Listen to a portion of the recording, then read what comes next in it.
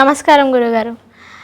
గురుగారు, ఇప్పుడు మన ఆలోచనలు ఏవైతే ఉంటాయో దానికి ఆరోగ్యానికి ఏమైనా సంబంధం ఉందా? అది ఎలా? నమస్కారం. ఇప్పుడు ఈ కలియుగ ధర్మంలో మనకు ఒక మాట చెప్తారు. అంటే మీ ఆలోచనను బట్టి మీ రిజల్ట్. ఇది మనం ఎక్కువగా వినపడే, మీరు కరెక్ట్గా ఆలోచన చేయండి, మీ రిజల్ట్ కూడా కరెక్ట్గా ఉంటుంది. పాజిటివ్గా ఆలోచించండి, నెగిటివ్ ఆలోచించద్దు.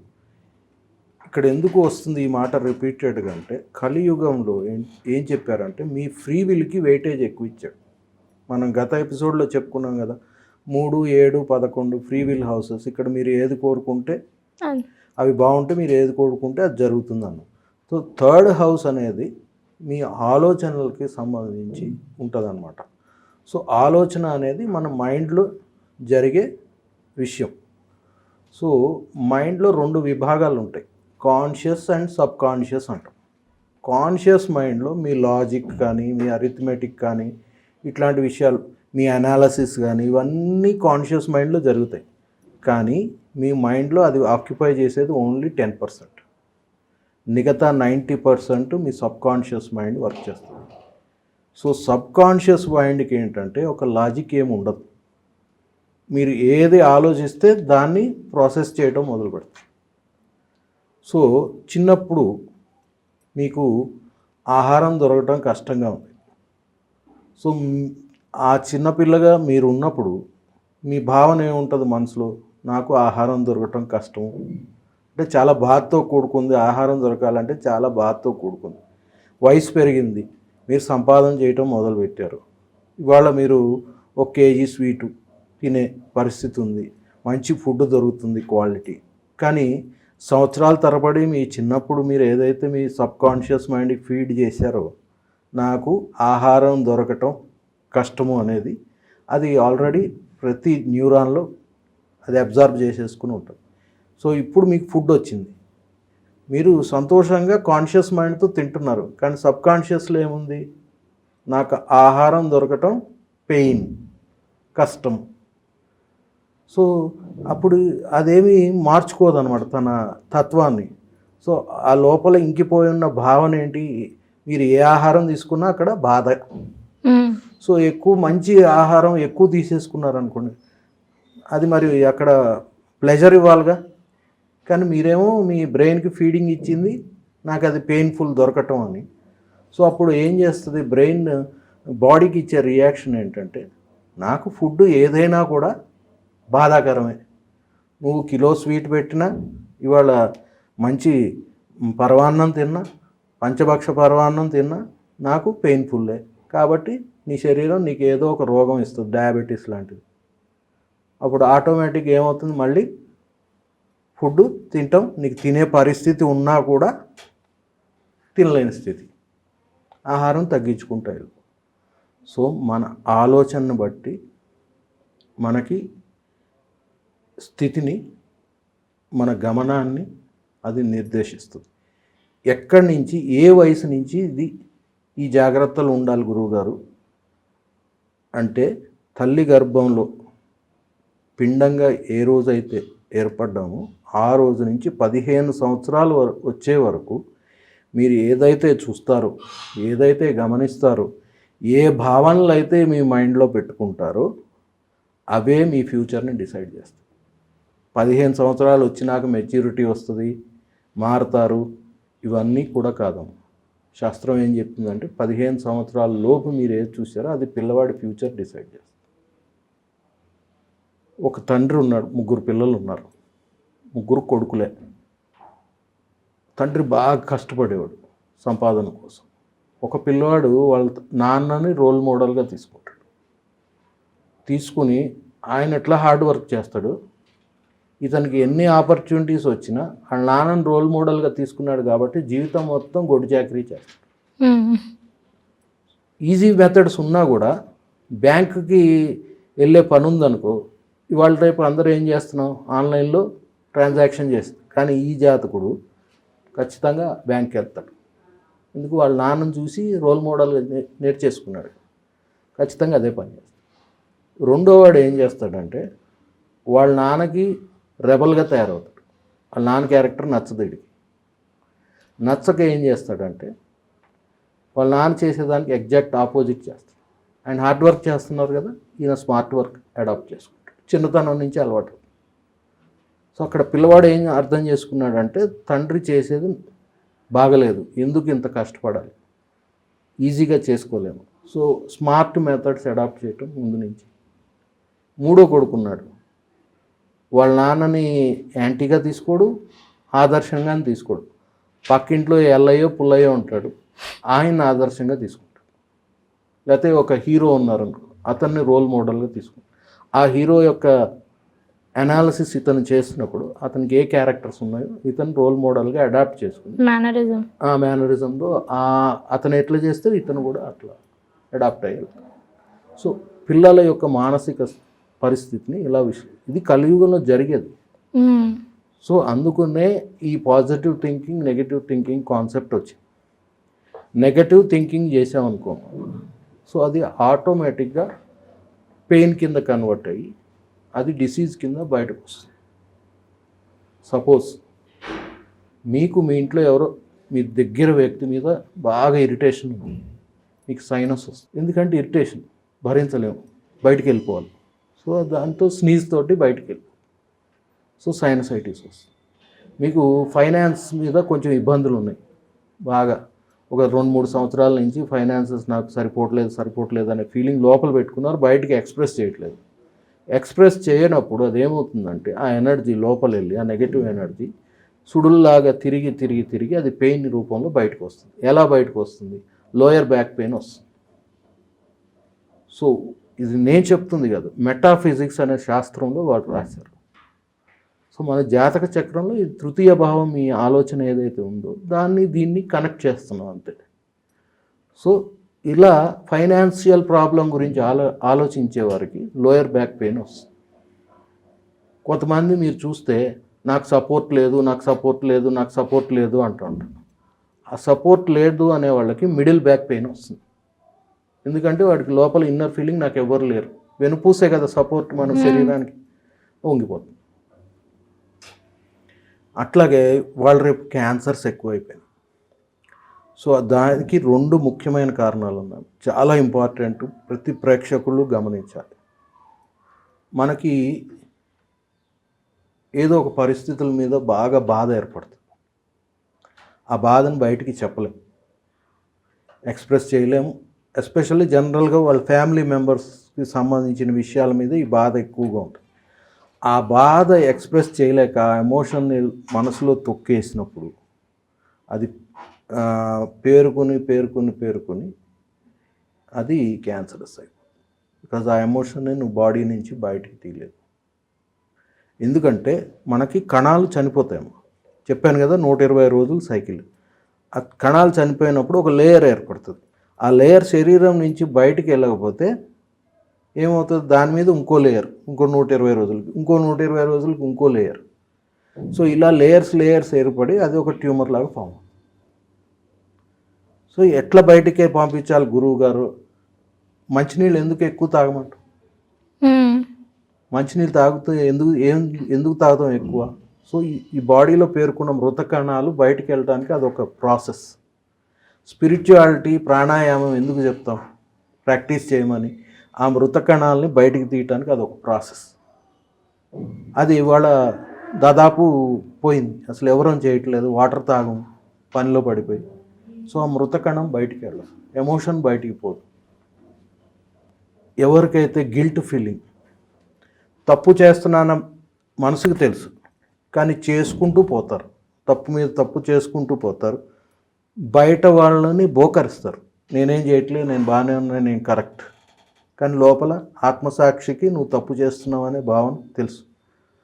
సో ఆ పెయిన్ కూడా గిల్ట్గా ఫామ్ అయ్యి వాళ్ళు కూడా క్యాన్సర్కి లోనవుతారు.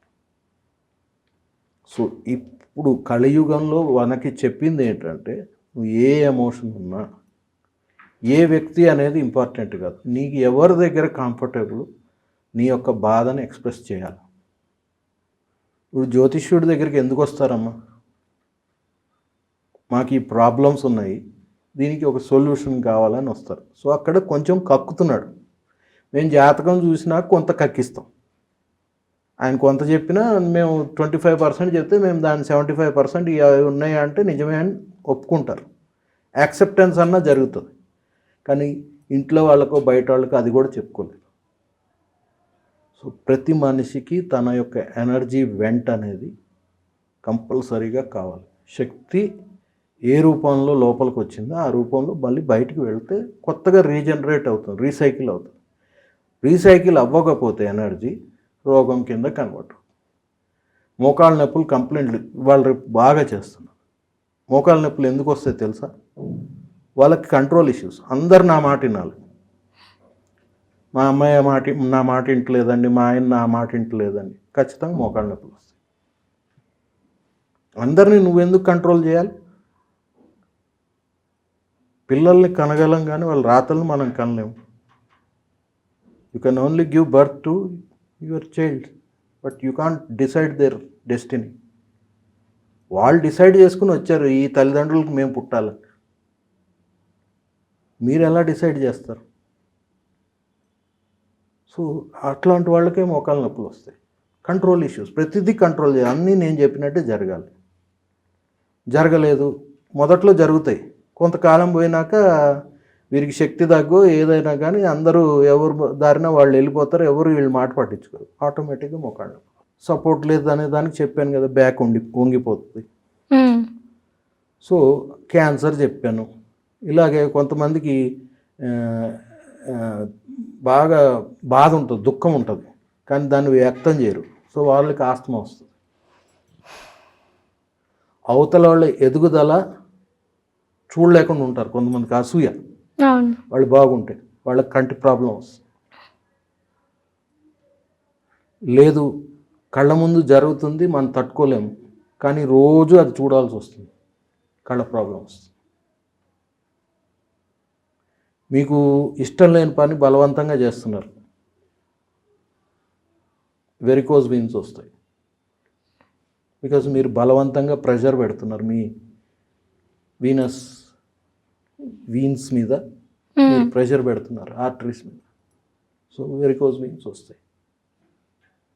సో ఇక్కడ ఏంటంటే ఇది ఎందుకు జరుగుతుందంటే 90% సొసైటీని దృష్టిలో పెట్టుకొని డెసిషన్స్ తీసుకుంటున్నారు. వాళ్ళు ఏమనుకుంటారు, వీళ్ళేమనుకుంటారు. మీరు బాగున్న రోజు అందరూ మీ పక్కన ఉంటారు, మీరు బాగలేని రోజు ఎంతమంది సొసైటీ నుంచి వచ్చి మీకు నిలబడతారు? నిలబడని సొసైటీ గురించి మీరెందుకు వెయిటేజ్ ఇవ్వాలి? నీకేది ముఖ్యమో అది చెయ్యి. సొసైటీ ఏం ఆలోచించుకుంటుంది అనేది అది వాళ్ళ ప్రాబ్లం. వాళ్ళ ఆలోచనకు మీకు సంబంధం లేదు కదా. వాళ్ళ ఆలోచనను మీరు తీసుకుని మీ డెసిషన్స్ ఎందుకు మార్చుకుంటున్నారు? 90% వాళ్ళ హెల్త్ ప్రాబ్లమ్స్కి ఇదే కాదు. అమ్మో బయట తెలిస్తే ఈ విషయాలు ఏమైపోతుందో అన్నీ దాచేయటం. ఎంత ప్రెజరు, మానసిక ఒత్తిడి ఆ వ్యక్తి పడతాడు లోపల దాచడానికి ఒక విషయాన్ని. ఒక అబద్ధం చెప్పాల్సి వస్తుంది, ఆ అబద్ధాన్ని కవర్ చేసుకోవడానికి 100 అబద్ధాలు ఆడాల్సి వస్తుంది. ఎంత మానసిక ఒత్తిడి పడాలి విషయం దాయటానికి. ఈ భూమండలం మీద ఏ విషయము కూడా దాగదమ్మా, ఏదో ఒక రోజు బయటికి రావాల్సింది. కానీ దాన్ని దాయటానికి ఒక వ్యక్తి తన జీవితం మొత్తం దారపోస్తాడు. ఎంత ఎనర్జీ వేస్ట్, ఎంత టైం వేస్ట్, వాక్శుద్ధి పోగొట్టుకో, తద్వారా ఫైనాన్షియల్ ప్రాబ్లం ఇన్వైట్. అందుకే మన ఆలోచన పాజిటివ్ థింకింగ్ అనేది. అందుకే మీరు చాలామందిని చూడండి, నాకు వాస్తు నమ్మకం లేదు, నాకు జ్యోతిష్యం నమ్మకం లేదు. 50% అట్లా మాట్లాడే వాళ్ళ ఇంట్లో పూర్తిగా జ్యోతిష్యం వాస్తు ఫాలో అవుతారు ప్రాక్టికల్గా. బెంగళూరులో ఒక అపార్ట్మెంట్లో మా ఫ్రెండ్ వాళ్ళకి ఏదో వాస్తు ప్రాబ్లం ఉంది, మీరు ఒకసారి రండి అంటే వెళ్ళాను. మొత్తం 15 ఫ్లాట్లమ్మో ఒకే అతను ట్రబుల్ చేస్తున్నాడు వీళ్ళని. ఇవన్నీ ట్రాష్, నేను ఒప్పుకోను. ఆయన ఇంట్లోకి వెళితే ఆయన ఇల్లు మొత్తం ఇటాలియన్ ఆనిక్స్ మార్బుల్ తోటి క్లాడింగ్ చేసింది. మొత్తం గోడలన్నీ ఇటాలియన్ ఆనిక్స్. ఇటాలియన్ ఆనిక్స్ మార్బుల్కి ఉన్న తత్వం ఏంటంటే ఏ నెగటివ్ ఎనర్జీ ఇంట్లోకి వచ్చినా మొత్తం బయటికి రిఫ్లెక్షన్ కొడుతుంది. సో అతనికి క్రిస్టల్స్ మీద ఒక స్థిర అభిప్రాయం, అతనికి నాలెడ్జ్ ఉంది. సో తన ఇంటిని తను సెక్యూర్ చేసేసుకున్నాడు, మిగతా వాళ్ళు బాగుండదు, నేను వ్యతిరేకిస్తాను. అంటే మన నైబర్స్తో మనం ఇండియా పాకిస్తాన్ లాగా ఉంటామా, లేకపోతే మిత్రుత్వంతో ఉంటామా, రోజు కొట్టుకుంటాం. నువ్వు బాగుపడి ఇంకోటి బాగు చేయి, నీకు చేతనైతే సలహా ఇవ్వాలి. నీకు శాస్త్రం తెలుసు, నువ్వు ఇంటిని నువ్వు సెక్యూర్ చేసుకున్నావు, అవతల వాళ్ళని ఎందుకు మిస్లీడ్ చేస్తావు? మీకు గమనిస్తే దేవుడు లేడు అని దూషిస్తారు, రోజు దేవుడిని తలుచుకుంటారు మనకంటే ఎక్కువ. సో అది మానసిక దౌర్బల్యత. సో ఆలోచన కరెక్ట్గా లేదు. కానీ దేనైతే వ్యతిరేకిస్తున్నారో వారినే రోజు తలుచుకుంటున్నారు కాబట్టి వారు బాగానే ఉంటారు.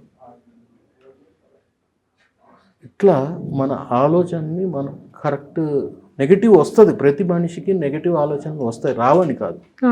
కానీ ఇక్కడ అర్థం చేసుకోవాలంటే కంటిన్యూస్గా కాన్షియస్గా మీరు నెగటివ్ ఇమేజ్ని మీరు లోపలికి పంపిస్తున్నారంటే మీ సబ్ కాన్షియస్ ఆటోమేటిక్గా తీసేసుకుంటారు. మీ సబ్ కాన్షియస్ నెగటివ్ రిఫ్లెక్ట్ చేస్తుంది పైకి, మీరు కాన్షియస్గా పాజిటివ్ అఫర్మేషన్ లోపలికి పంపించారనుకోండి, నీ జీవితం ఇంతే అని మీ మనసు చెప్తుంది మీకు. లేదు నా జీవితం బాగుంది అని మీరు కంటిన్యూస్గా 20 సార్లు ఆ ఫీలింగ్ వచ్చినప్పుడు లోపలికి చెప్పుకున్నారనుకోండి మనసులో, ఆటోమేటిక్గా అది రిప్లేస్ అవటం మొదలుపెడుతుంది. బాడీలో ఆటోమేటిక్గా ఫ్రీ అయిపోతుంది. ఎక్కడైతే కండరాలు బిగుసుకుపోయి ఉన్నాయో మీరు అబ్జర్వ్ చేయండి, నేను చెప్పడం కాదు, ప్రాక్టికల్గా అబ్జర్వ్ చేయండి. 25 సార్లు మీరు పాజిటివ్ ఫ్రీడమ్ ఇవ్వండి ఎఫర్మేషన్, మీ బాడీ రిలాక్స్ అవుతుంది. సో ఇవన్నీ తెలియక ప్రతి దాన్ని నెగటివ్ దృష్టిలో ఇంకొక స్టేట్మెంట్ ఇచ్చేస్తారు. నా ఫైనాన్స్ ఎప్పుడు ఇంతే, నాకు డబ్బులు ఎప్పుడూ నిలబడవు, లేకపోతే దేవుడా నాకు 1,00,000 రూపాయలు ఇస్తే చాలు జీతం, ఇంకా నేను నిన్నేం అడగను. భగవంతుడు నీకు 10 కోట్లు అర్హత చెప్తే నువ్వు 1,00,000 అడిగితే ఆయన ఏం చేస్తాడు? తదాస్తు అంటాడు. అంతే కదా, ఆయనేమో 10 కోట్లు ఇస్తానంటున్నాడు, మీరేమో 1,00,000 అడుగుతున్నారు. సో మిమ్మల్ని మీరు ఎందుకు లిమిట్ చేసుకోవాలి? మిమ్మల్ని మీరు లిమిట్ చేసుకొని 1,00,000కు వచ్చారు, 1,00,000కు వచ్చినాక అది ఇంకా పెరగట్లేదు ఏంటి, ఇంకా పెరగట్లేదు. నువ్వేగా కోరుకుంది 1,00,000 వస్తే చాలు, నాకు ఇంకేం అక్కర్లేదని. అంటే మీరు కమాండ్ ఇచ్చారు. సబ్ కాన్షియస్ మైండ్లో అమ్మవారు వసిస్తుంది. మనం ఈ సహస్రనామాలు ఎందుకు చేస్తాము? లలితా సహస్రనామం కానీ విష్ణు సహస్రనామం సబ్ కాన్షియస్ మైండ్ని యాక్టివేట్ చేయడానికి మనం చేస్తాం. 7 జన్మల తాలూకా జ్ఞాపకాలు మొత్తం మీ సబ్ కాన్షియస్ మైండ్లో ఉంటాయి. కొంతమంది ఉంటారు నీళ్లు కనపడంగానే వాళ్ళకి ఫోబియా వచ్చేస్తుంది. ఎట్లా వస్తుంది అది? సబ్ కాన్షియస్ మైండ్ మీ గత జన్మలో జరిగిన ఏదో ఒక ట్రాజిక్ ఇన్సిడెంట్ నుంచి మీకు చెప్తుంది, వాటర్కి వెళ్తే నీకు ఇబ్బంది, హెచ్చరిస్తుంది. సో ఎట్లా వస్తుంది అది మెమరీకి? మీకు ఏం జరగలేదు, ఈ జన్మలో ఏం జరగలేదు వాటర్ని చూసి, కానీ వాటర్ దగ్గరికి వెళ్తే భయం. కొంతమందికి ఆల్టిట్యూడ్కి వెళ్తే భయం, కొండపైకి ఎక్కిన 30 ఫ్లోర్ బిల్డింగ్ పైకి ఎక్కినా వాళ్ళకి భయం వేస్తుంది. అంటే వీళ్ళ గత జన్మలో ఎక్కడో ఆ ఎత్తు నుంచి పడిపోవటం కానీ ఇట్లాంటి సంఘటనలు జరిగి ఉంటాయి. అది మీ సబ్ కాన్షియస్ మైండ్లో ఆ మెమరీ స్టోర్ అయి ఉంది కాబట్టి మీకు ఆ ఆల్టిట్యూడ్ చూడంగానే భయం వేస్తుంది. మళ్ళీ కొంతమందికి ఏమి ఉండదు. కొంతమంది వాహనాలు అసలు డ్రైవింగ్ చేయరు, మీరు అబ్జర్వ్ చేశారంటే. ఎందుకు చేయరు? వాడు సబ్ కాన్షియస్లో ఆల్రెడీ గత జన్మలో 1 or 2 ట్రాజిక్ ఇన్సిడెంట్స్, అప్పట్లో కార్లు ఇవేం లేదు కదా, గుర్రమో ఏనుగో ఏదో ఒక దీని మీద అతనికి ఏదో బ్యాడ్ ఎక్స్పీరియన్స్ ఉంది కాబట్టి అతని మైండ్ నువ్వు వాహనం తోలటం పనికిరాదు, నువ్వు వెళ్ళమాక. ఈ జన్మలో ఏం లేదు, అంత బాగానే ఇలా ఆలోచన సిగ్నల్ ఇస్తుంది. సూక్ష్మంగా గ్రహించాలి, ప్లస్ పాజిటివ్గా దాన్ని మెల్లిమెల్లిగా మనకు అనుకూలంగా మార్చుకోవాలి. ఇది కలియుగంలో మనకి ఇచ్చిన అవకాశం. వేరే యుగాల్లో అవకాశం లేదు. ఇక్కడ కలియుగంలో మీ ఫ్యూచర్ మీరు రాసుకునే శక్తి మీకు ఒక 30% ఇచ్చాడు, 33.3% రిజర్వేషన్ లాగా. సో సో ఆ 33.3% మీరు యూజ్ చేసుకుంటారా యూజ్ చేసుకోరా అనేది మీ చేతుల్లో ఉంది. యూజ్ చేసుకోకుండా నెగిటివ్ పెంచుకున్నారా హెల్త్ ప్రాబ్లమ్స్ వస్తాయి. ఇది మెటాఫిజిక్స్ క్లియర్గా చెప్పింది. మీరు చూడండి, bacterial, fungal and viral infections తీసేసి ప్రతి జబ్బుకి మెటాఫిజిక్స్లో ఈ ఆలోచనల వల్ల ఈ జబ్బు వస్తుందని రాస్తాడు. ఖచ్చితంగా మీకు వచ్చిన డిసీజ్కి మీ ఆలోచనలకి సింక్ అవుతుంది 95%. సో ఇట్లా మన ఆలోచనలకి మనకు వచ్చే డిసీజెస్కి మనకి లింక్ ఉంటుంది అన్నమాట. ఇది ప్రేక్షకులు విశేషంగా గమనించాలి. లోకా సమస్త సుఖినో భవంతు, సర్వే జన సుఖినో భవంతు. స్వస్తి.